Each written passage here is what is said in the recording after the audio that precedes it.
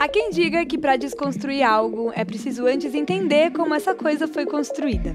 De nada adianta querer construir novos edifícios se a gente não olhar para os pilares que erguem as edificações que já existem. De nada adianta querer mudar o mundo sem antes olhar para as nossas próprias raízes. Para colher novos frutos, é necessário primeiro saber o que plantar e como cultivar. Bem-vindos ao podcast Arte que Transforma, um podcast da Vivo apresentado por mim, Luísa Adas, pesquisadora e comunicadora de arte. O objetivo desse podcast é justamente refletir, ao lado de algumas das principais vozes da arte brasileira, como que a arte pode ser uma ferramenta de transformação. E no caso, a gente vai falar aqui sobre arte e sustentabilidade, não apenas nos museus, mas também nas ruas, nas galerias, nas feiras de arte e no dia a dia.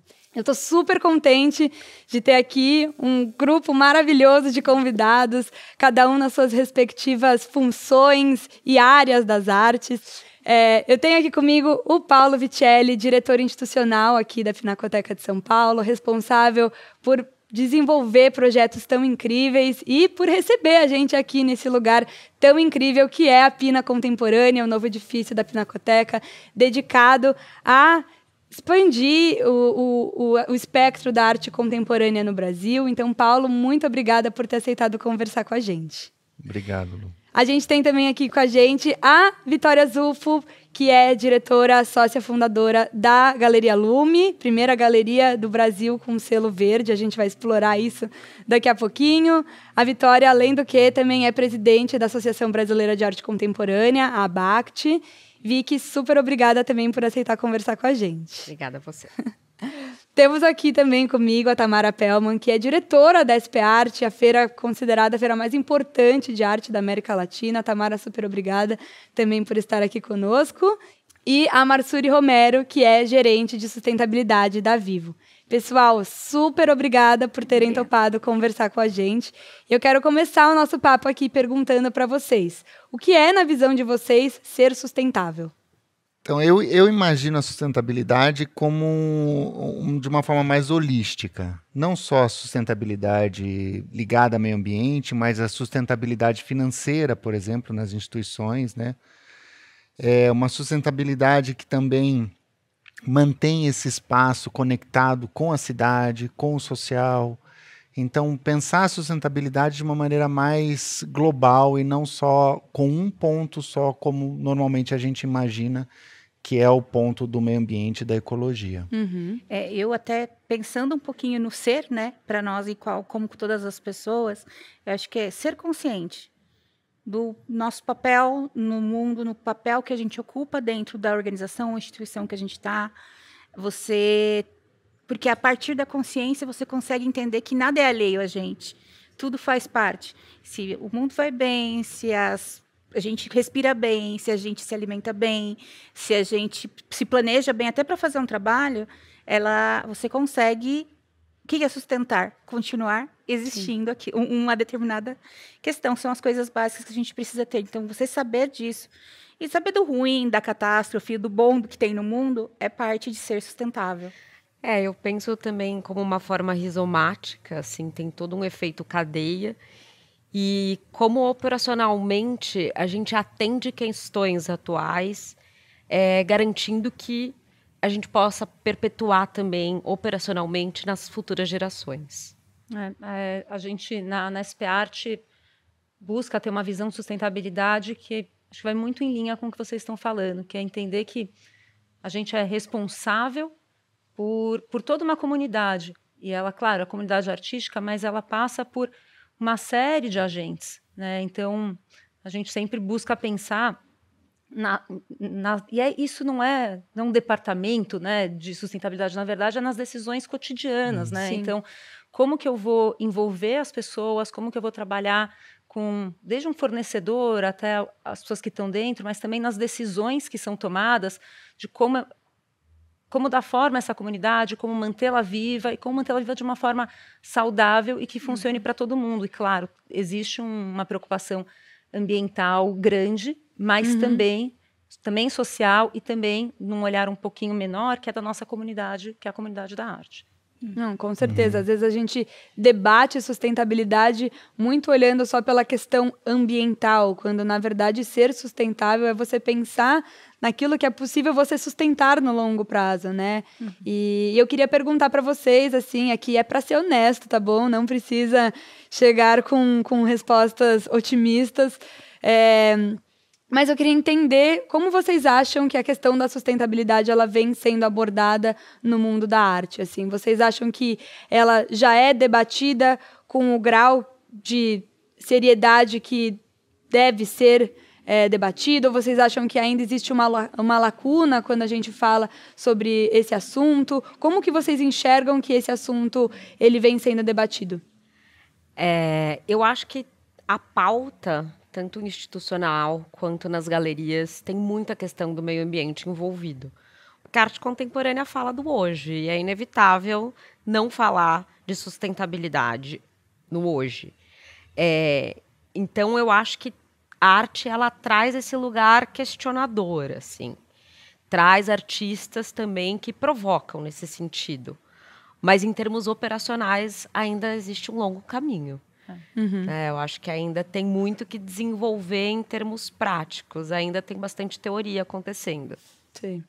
Eu concordo com a Vicky. Acho que tem muito espaço ainda. Ainda tem muito o que fazer.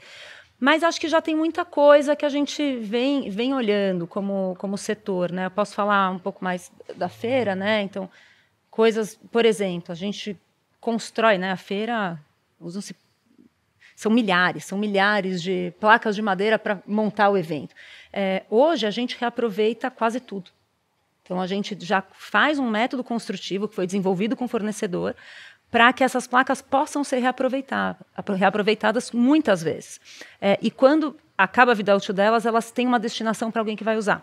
Então, isso é um exemplo pequeno, mas que já está nas decisões diárias. Onde eu vejo um maior desafio pelo menos onde eu enxergo, né, e vejo essa discussão acontecendo, é basicamente em dois aspectos. Um, na questão da embalagem, né, e isso já se evoluiu muito, mas gasta-se muito plástico bolha, caixas, etc., mas já existem materiais duradouros e com impacto menor.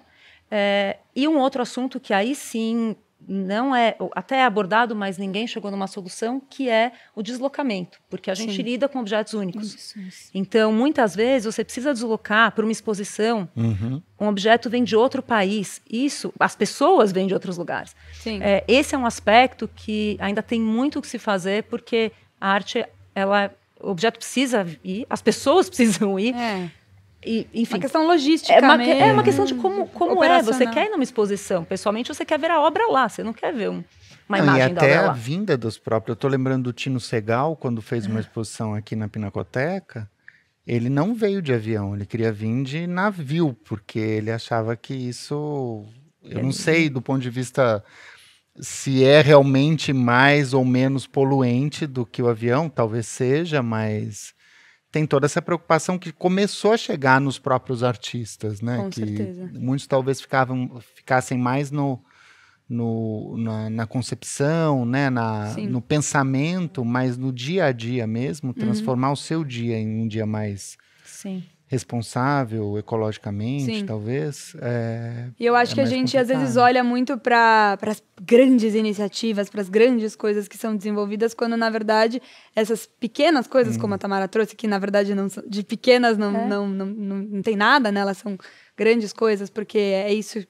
Se você for somar todas as vezes que você faz uma feira, isso dá muito resíduo, dá muito material, e reutilizar isso é algo magnífico. Mas a gente sempre olha, né, para as grandes coisas e esquece de olhar para as pequenas. Mas já que também olhar para as grandes é algo super importante e necessário, eu queria ouvir da Marsuri, como gerente de sustentabilidade da maior empresa de telefonia do Brasil, que é uma das principais empresas que incentiva a cultura no Brasil. Como é que surgiu essa área de sustentabilidade e como que a sustentabilidade ela dialoga com as outras áreas da empresa? No caso, como você está aqui presente hoje, na área de cultura, né? Como é que como que surgiu essa área? Como que ela se articula para dialogar com as outras áreas? Porque a sustentabilidade, ela está e deve estar em todas as áreas de uma empresa. Sim, e é muito boa essa pergunta, porque assim, eu tento fazer uma marca e falar que ela surgiu. Na verdade, a Vivo, desde que ela nasceu, ela é uma marca muito contemporânea. Ela sempre teve muito próximo do que a sociedade, do que se espera. Então, assim, falar que a empresa sempre foi sustentável não é um exagero. Porque, assim, realmente, a forma que a empresa foi concebida, a forma que ela é cuidada, de que é pensada para ser próxima, para corresponder aos anseios da sociedade, isso foi vindo de alguma forma. Já nasceu com a empresa, já veio conforme ela cresceu. A grande diferença é que a gente, com o passar do tempo, foi se estruturando, né? Então, assim, né, a gente vê que o que a gente faz para fora como marca, a visibilidade que a gente traz, como a gente conversa com cultura. Primeiro, a gente teve que voltar e se entender com os passos de ter uma empresa que ela está organizada, de olhar para a sua operação, olha para a sua gente, olha para quem está ali, e depois, quando aquilo está muito latente, já existe, faz parte, ele meio que respira para fora. Né? A gente estava conversando no começo da questão cultural. Né? A gente tem uma empresa que tem uma cultura muito forte, um dos grandes pilares da empresa é a diversidade. A gente fala e se sente muito à vontade de poder dialogar com a sociedade, de poder apoiar esportes, de poder apoiar projetos musicais, exposições, porque faz sentido. E a gente vivencia isso no nosso dia a dia. Né? Então, a gente se estruturou cada vez mais. Hoje é uma diretoria, sustentabilidade dentro da Vivo. Nem todas as empresas têm, porque a gente, na verdade, olha de A a Z. Então, desde a estrutura da empresa até a parte de negócios e como a gente pode influenciar positivamente clientes, enfim. Mas a gente também tá olhando o tempo todo antenado com o que acontece. Né? Até dando um gancho do que estava falando da pergunta anterior. Sustentabilidade, eu acho que ela precisa ser um pouquinho desmistificada. Né? De alguma forma, porque senão vira aquele bichinho que você põe do lado e fala, então, mas vai sair caro. Mas você não viu, mas vai ser difícil. Mas, então, porque é o desconhecido. Sim. Né? Eu acho que o grande desafio que a gente tem hoje, para tudo que é novo, de certa forma, ou inovador, é conhecer. Sim, com certeza. Porque senão fica subjetivo demais, né? A gente acha que vai ser difícil, vai ser caro. Essa, inclusive, era uma das minhas perguntas que eu tinha jogado lá para baixo, mas eu vou subir ela aqui, que é: ser sustentável na arte é caro? Eu não acho que é caro. Eu acho que é trabalhoso. A questão do resíduo que a Tá traz realmente talvez o principal gargalo das instituições culturais, que é o resíduo das exposições. Né? A Pinacoteca faz 18 exposições no ano.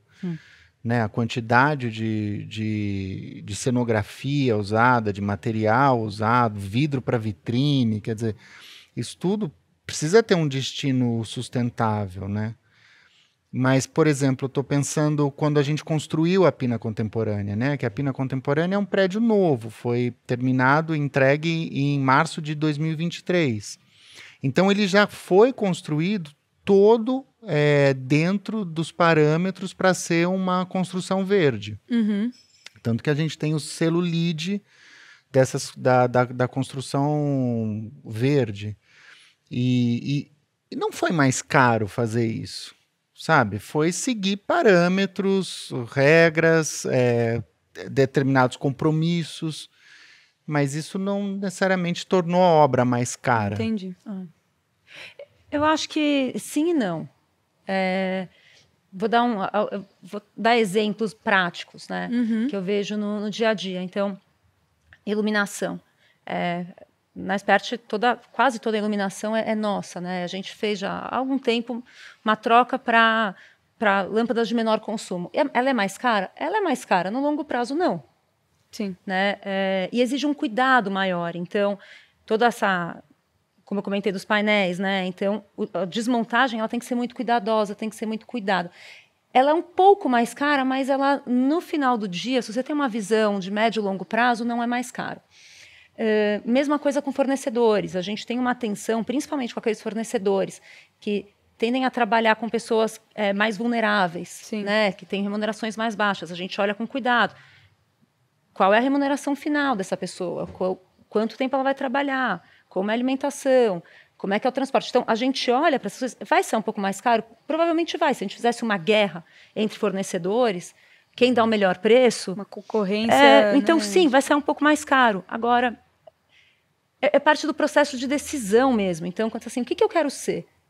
Que impacto que eu quero ter na vida das pessoas? Eu quero ter um impacto positivo, eu quero que essa pessoa esteja trabalhando aqui Correto, né? e Fazer trabalhando o de uma correto. forma adequada, Sim. digna. É isso que eu quero. Vai ser um pouco mais caro, sim. E tá certo, é isso que tem que ser. Sim. Eu queria fazer uma pergunta agora para Vicky, que, bom, acho que quem trabalha no universo das artes visuais aqui no Brasil, como nós, sabemos da importância da ABACT, que é a Associação Brasileira de Arte Contemporânea, mas para quem não está envolvido nesse universo, né, é público espectador, como muitas pessoas que estão ouvindo a gente hoje, não sabe o que é essa associação, como que ela se articula, quais são os objetivos dela e quais são os resultados para a sociedade que ela pode trazer. Então, eu queria, Vicky, que você explicasse um pouco o que é a ABACT, contasse um pouco como que ela se articula e contasse um pouco para a gente se o assunto da sustentabilidade é um assunto que vem sendo pauta dos debates de vocês ou não. Tá. A ABACT é a associação que hoje representa aproximadamente 70 galerias, Brasil, de mercado primário. Né? Mercado primário na arte é aquela representação direta do artista. Né? O secundário normalmente são artistas já falecidos, de revenda. Então, a associação ela defende os interesses dessas galerias de mercado primário. E também ajuda a profissionalizar. Tem vários programas entre trocas assim, de galeristas, melhores formas de se fazer uma feira de arte, melhores práticas, manuais, desde manuais jurídicos, como respeitar o direito de sequência, temas que são atuais de extrema relevância. E a questão ambiental também entra em pauta, né? Eu acho que a associação ela existe há mais de 15 anos. Ela é super importante para a gente trazer, de uma certa forma, uma robustez para um setor que ainda tem as suas fragilidades, que ainda está crescendo, mas assim precisa dessa união, de uma certa forma, para criar parâmetros profissionais. Então, a pauta de sustentabilidade ela já vem há um tempo que está presente, mas é uma mudança cultural. Então, como a Tamara respondeu, é uma coisa assim, sim e não em termos de ser caro, né? Porque é uma questão a longo prazo. Então, eu acredito que as galerias elas vão, de uma certa forma, colher as ações de sustentabilidade a longo prazo. Não é uma questão imediata. Sim. Né? Até uma questão também de fornecedores, porque hoje a gente não tem tantos fornecedores que contribuem com uma embalagem mais sustentável. É uma coisa que a ABACT também entra nesse sentido de catalogar, né? Fornecedores que são, de uma certa forma, que têm a competência para ajudar com o operacional da galeria e, ao mesmo tempo, né, respeitando práticas mais ambientais. Resumidamente, é isso. E a gente, quando fala sobre um assunto assim tão de interesse público, a gente, pelo menos eu, tenho em mente que o Estado ele também deveria, de uma certa forma, se envolver nesse diálogo. E a ABACT é uma associação que dialoga com os órgãos públicos para tentar, enfim, pensar a representação e os interesses do mercado da arte, né? Através também das políticas públicas e dessa articulação toda. Eu queria ouvir de vocês todos, assim, em que medida, quais são os principais desafios desse diálogo com o setor público, porque, no final das contas, a gente precisa também se articular com diferentes órgãos para fazer isso tudo acontecer. Então, eu queria entender, tanto da ABACT, quanto da Vivo, quanto da Pinacoteca enquanto museu, SP Arte, como que vocês conseguem ou não conseguem, enfim, se articular para tornar possível as iniciativas que vocês desenvolvem. Vai lá. Não, só continuando, porque assim, eu entendo que cultura é indissociável, assim, né, da questão pública. Então, como a gente pode, de uma certa forma, se unir, eu acho que essa conversa é um lugar importante nisso, Mas a gente precisa pleitear também com números, com dados, com experiências. E eu acho que o setor cultural, eu entendo que tem se organizado melhor, né? Isso é um ponto que eu acho que é pioneiro em termos de Brasil.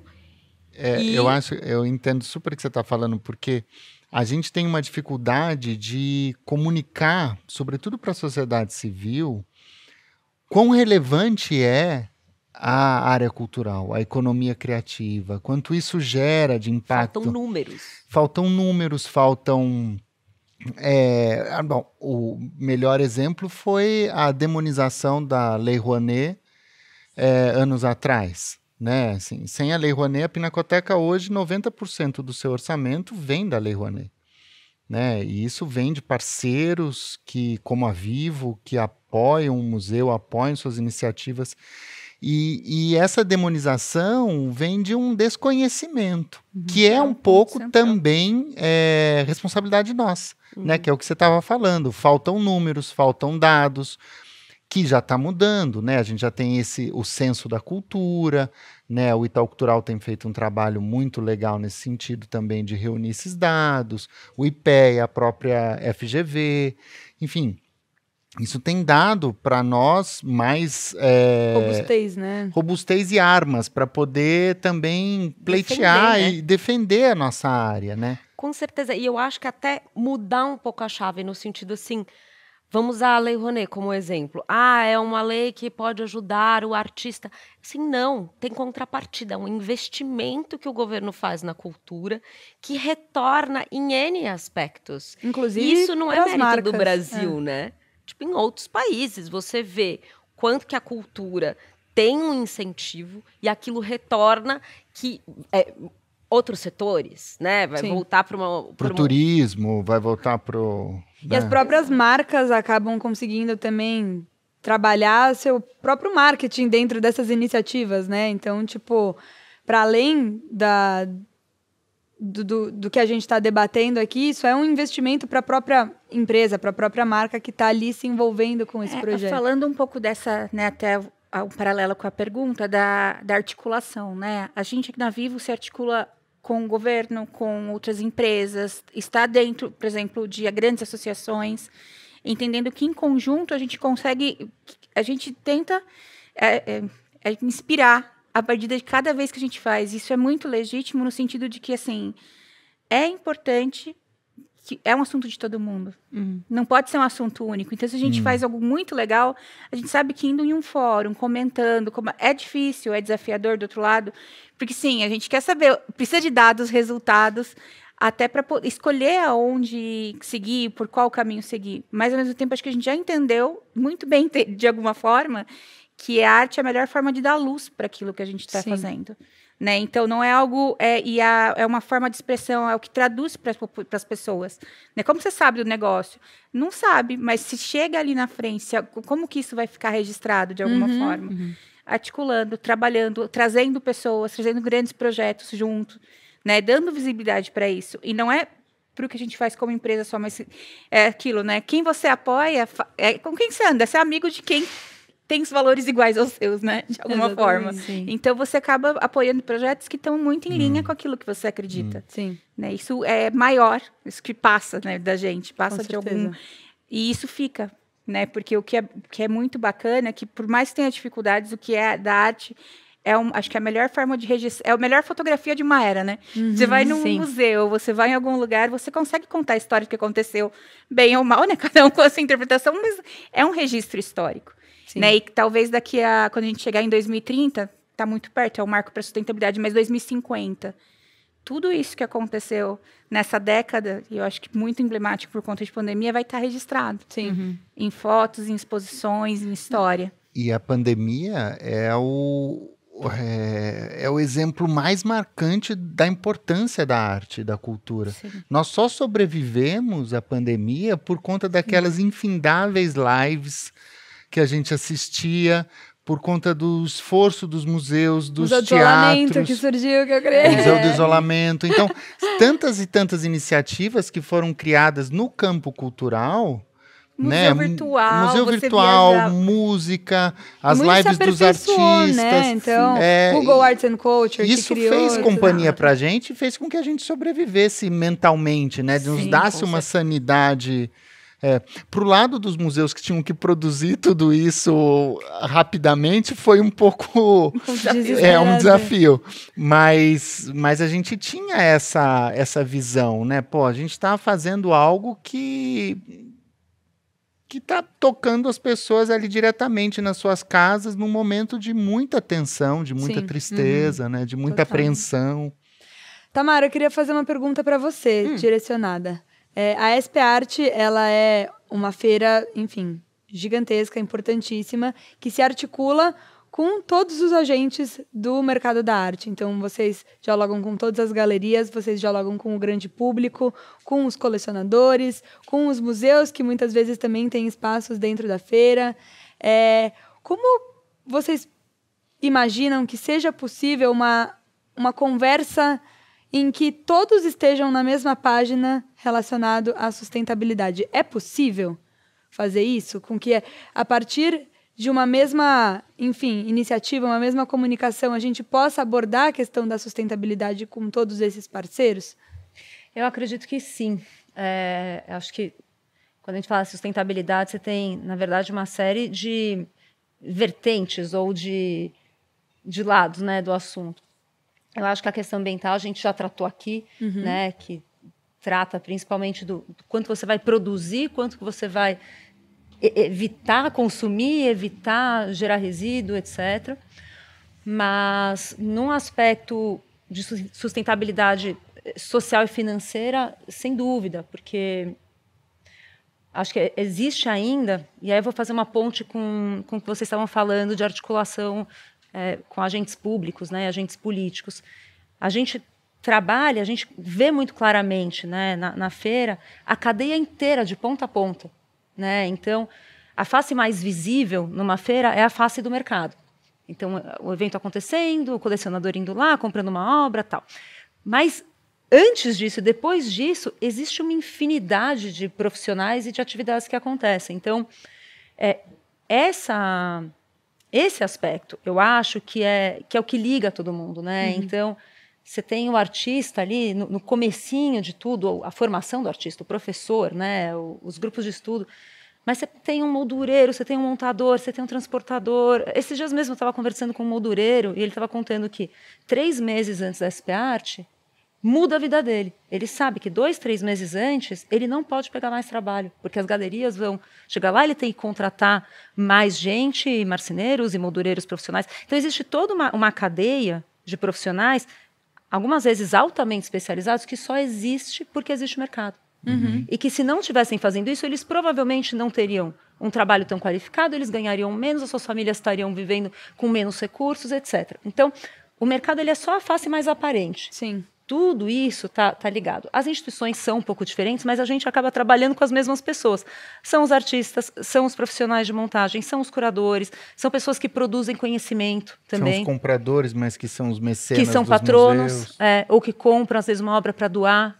Né? Então, eu acho que sim. Eu acho que é um assunto que está aí para todo mundo, Lu. Acho que, na verdade, as pessoas estão ligadas. O que falta, talvez, é uma sistematização. Não está sistematizado. Né? Então, não existe um livro, um manual, né? Como ser sustentável no mundo da arte. O que a gente vai fazendo é pegando de outras áreas e adaptando para a gente. Né?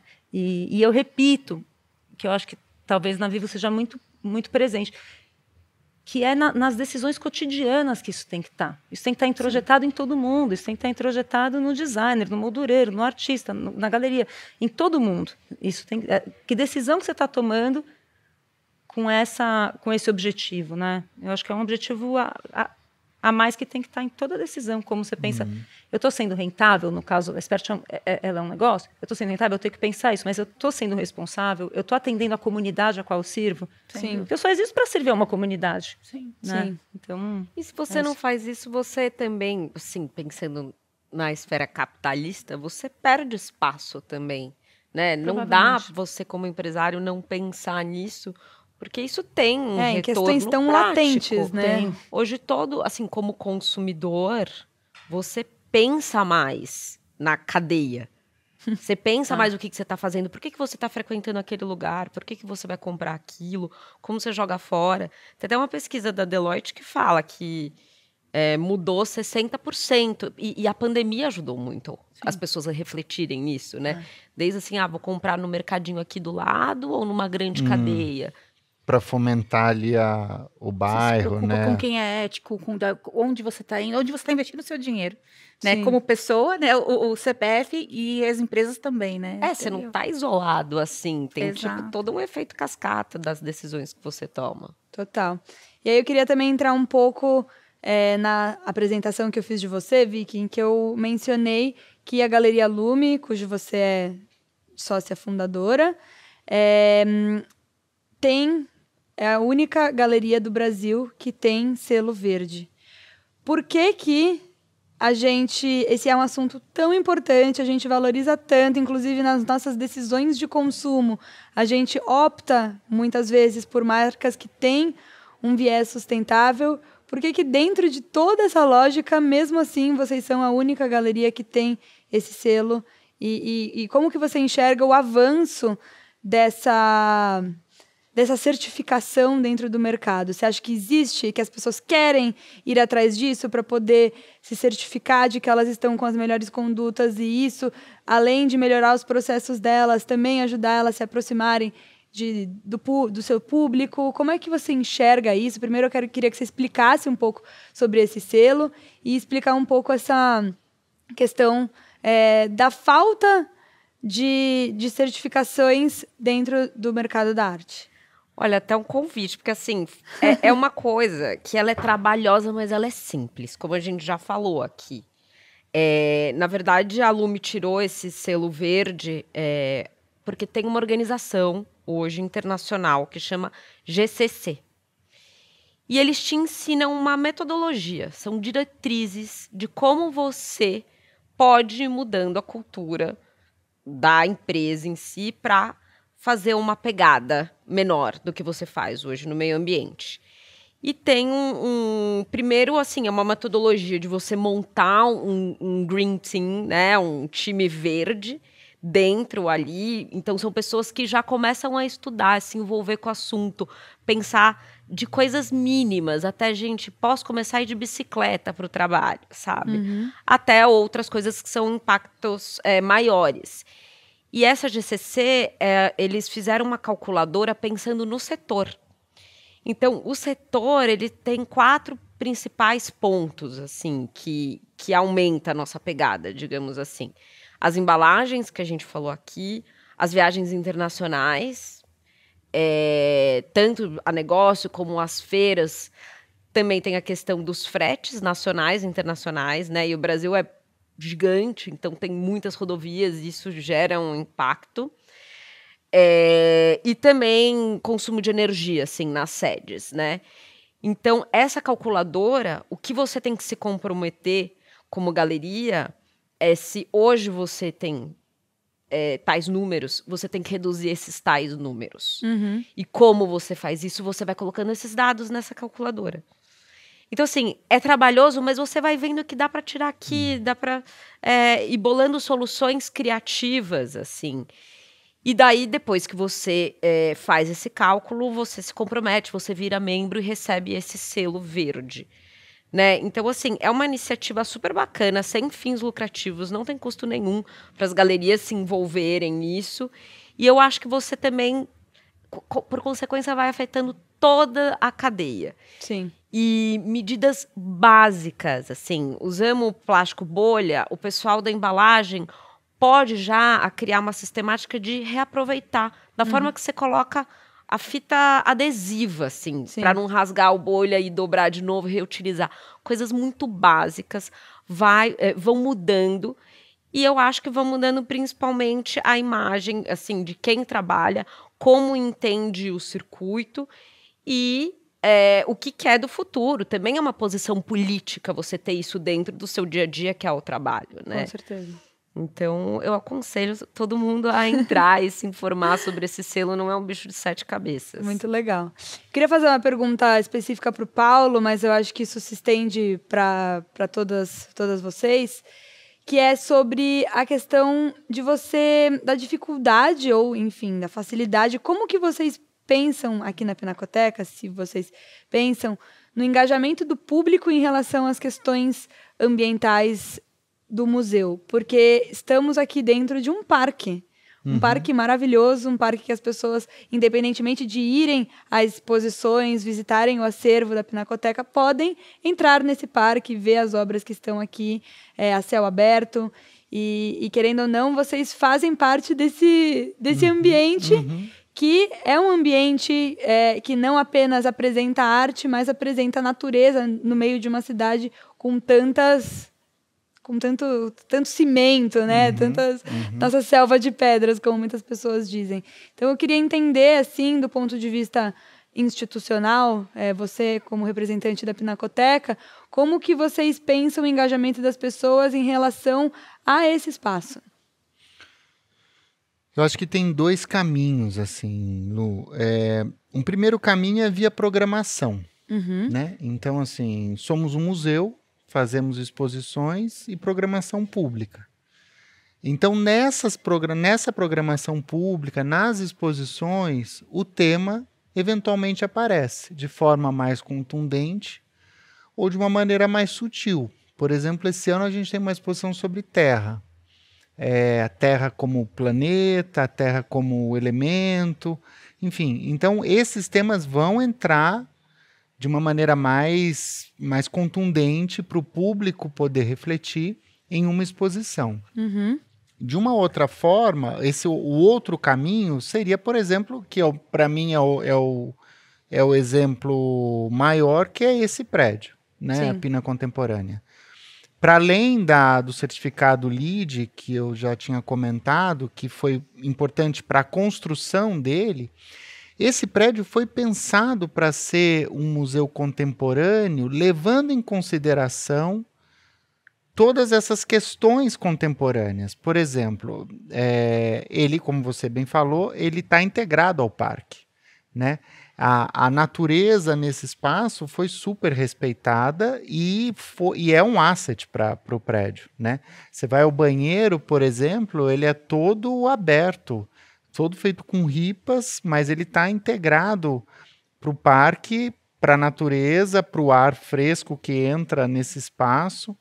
Então é um museu contemporâneo, não só porque a gente só vai mostrar arte contemporânea, mas porque ele tem essas questões contemporâneas dentro da sua concepção como edifício. Então, muito mais integrado à natureza, muito mais aberto, com áreas generosas, com luz natural, integrado com a própria cidade. Então, você tem 3 aberturas, né? Tem 3 portas de entrada. A Ribeiro de Lima, que está aqui, que conecta ao Bom Retiro, a Avenida Tiradentes e a própria entrada para o parque. As 3 ficam abertas o dia inteiro. Então, as pessoas podem entrar aqui só para usar o Wi-Fi, para descansar, para cortar caminho, para não pegar o sol, né? E elas só pagam o ingresso quando elas entram efetivamente nas galerias. Então, o museu deixa de ser um espaço, como diz o Johan Voss, nosso diretor-geral, deixa de ser um espaço bunker, um espaço caixa-forte, para ser um espaço do avesso, para ser aberto, para ser integrado, para ser muito mais harmônico com a cidade, com as pessoas, né? Então, nesse sentido, eu acho que a Pina Contemporânea é o melhor exemplo. Sim. Para a gente pensar essa integração, né? E em falar em integração, a gente tem aqui nesse papo representantes, né? Cada um na sua respectiva área, mas que eu enxergo que são representantes das artes e, enfim, da Vivo, que se envolve de uma forma muito ativa com o universo da cultura e da arte, mas que são extremamente complementares, né? Então, a Vicky, enquanto presidente da BACT e dona de uma galeria de arte, a Marsuri, enquanto gerente de sustentabilidade de uma das empresas, né, que é considerada a empresa mais sustentável do Brasil. Sim. O Paulo, que é diretor institucional aqui da Pinacoteca, e a Tamara, que é diretora da SP Arte.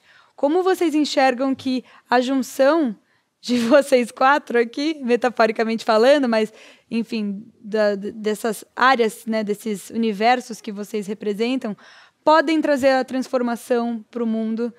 Aqui, obviamente, a gente está falando, focado no universo da arte, mas estendendo mesmo, pensando em sustentabilidade de forma geral. Como que vocês pensam que essa junção entre as áreas de vocês pode trazer uma mudança? Porque, afinal, nosso podcast é Arte que Transforma. Eu vou começar, mas eu vou começar puxando, acho que a sua primeira fala, que é o que é sustentabilidade, né? Você falou que para você sustentabilidade passa pela consciência. E eu vou acrescentar, eu acho que quando a gente tem um agente do sistema que se torna mais consciente, adota condutas, práticas numa direção, isso tem um impacto para todo mundo. Então, eu lembro quando eu recebi o e-mail da Lume, né, que primeira galeria com o selo verde, falei, o que é isso? E eu fui olhar, falei, o que é isso? Isso tem um impacto, né? Eu quando olhei o projeto, né, quando se anunciou o projeto, como ia ser o prédio aqui da Pina Contemporânea, eu falei, poxa, olha que interessante isso.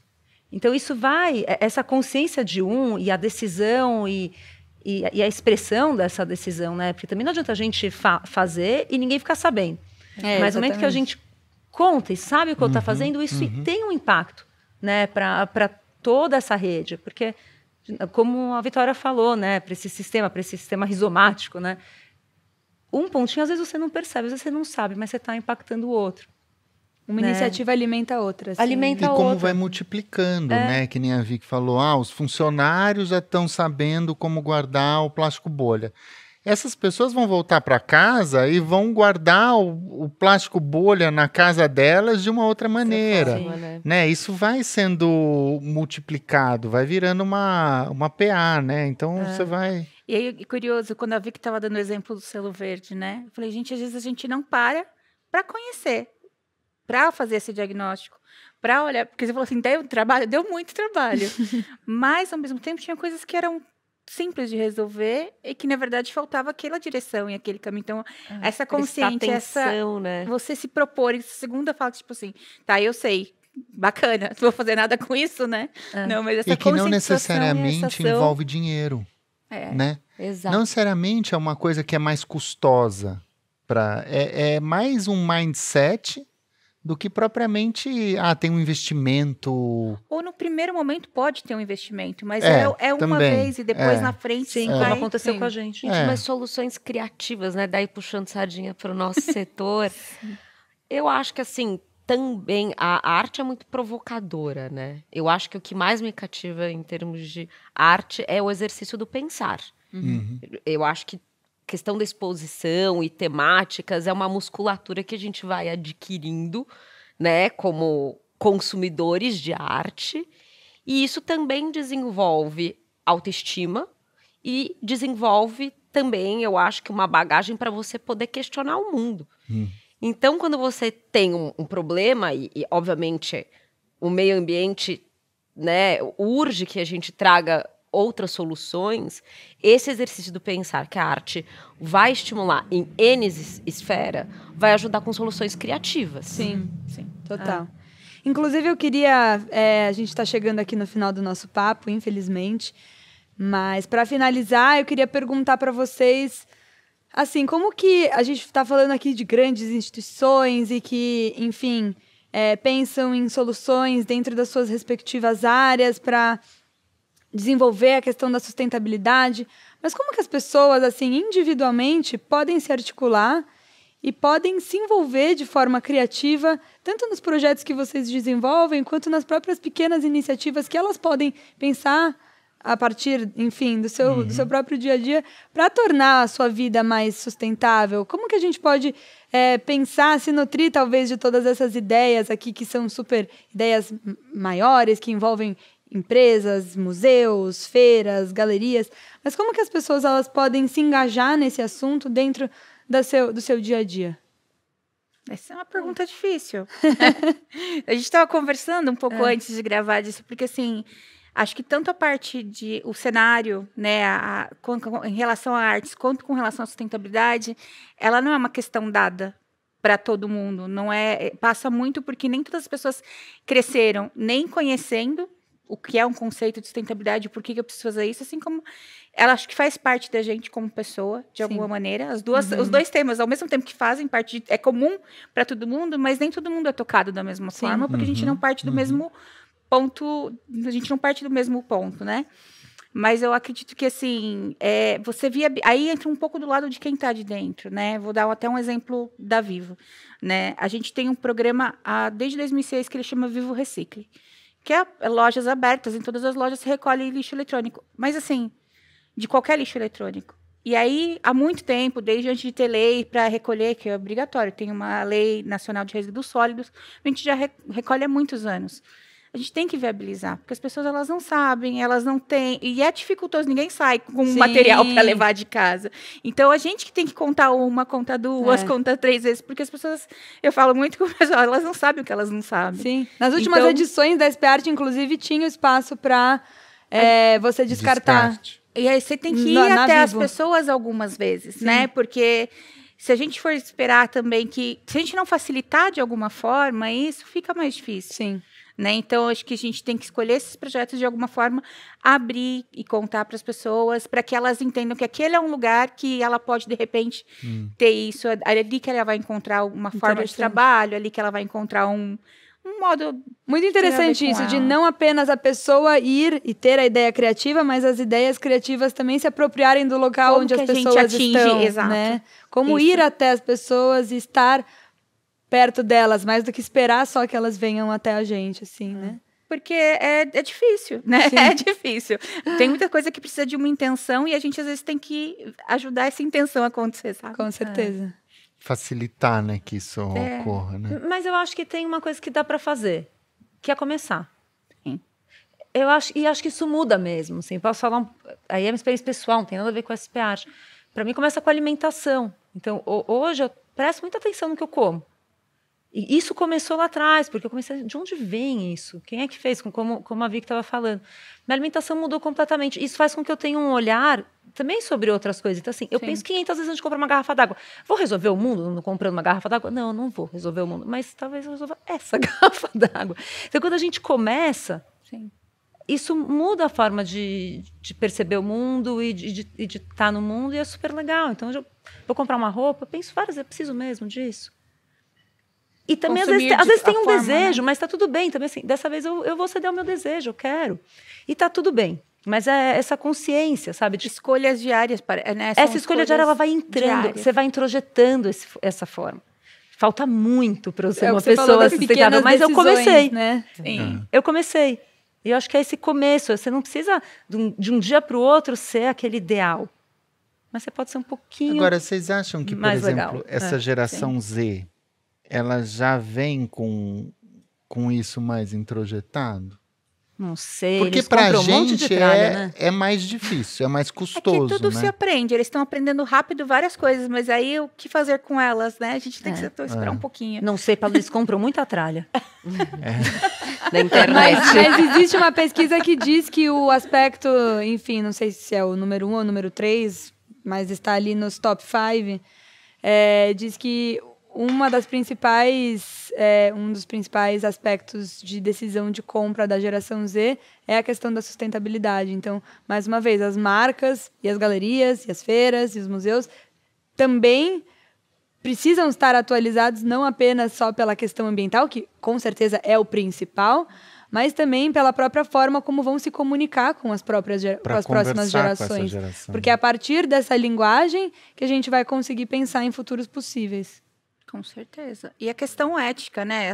A ambiental, a social, a forma como você faz negócio, tudo isso é um exemplo, né? Sim. E você, aquilo que eu estava falando da amizade, gente, você quer estar próximo e tem orgulho de consumir ou de fazer relações e negócios com quem, para você, idealmente, age de forma correta, da melhor forma possível, né? Com certeza. Até na cadeia de fornecimento. Sim. Até na cadeia de fornecimento, né? Você tem fornecedores que demoram meses para pagar um fornecedor. O que acontece? Ele vai pagar meses para pagar o fornecedor dele. E assim vai, né? Então, a gente tem muito esse cuidado também, sabe? De não apertar fornecedor demais, de não prolongar pagamento, de não atrasar pagamento. Então, são coisas que cada um pode fazer, sabe? Mesmo assim, eu não sou uma empresa. Tá bom, mas você contrata um serviço de alguém, paga direito essa pessoa, paga de forma correta, no dia combinado. Sim. São coisas que, gente, parecem óbvias, mas não é para todo mundo.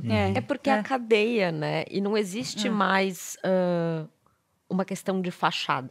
Isso não existe. Eu acho que era uma maturidade ainda do mercado que estava se formatando em termos de você realmente ser uma empresa mais ou menos sustentável. Você precisa fazer, tipo, ações que mudem a raiz, que mudem o dia a dia. Sim. Então, todas essas decisões afetam, porque você é corresponsável também. Sim. Não é essa empresa distante da outra empresa. Sim. Tá todo mundo conectado.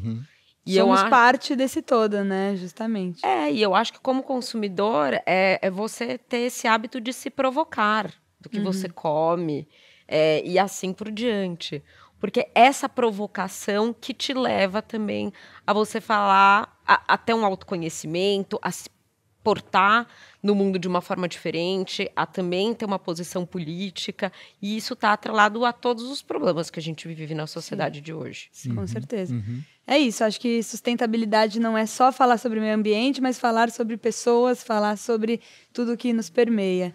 Então, gente, muitíssimo obrigada por essa super aula que vocês deram aqui pra gente sobre sustentabilidade, sobre arte.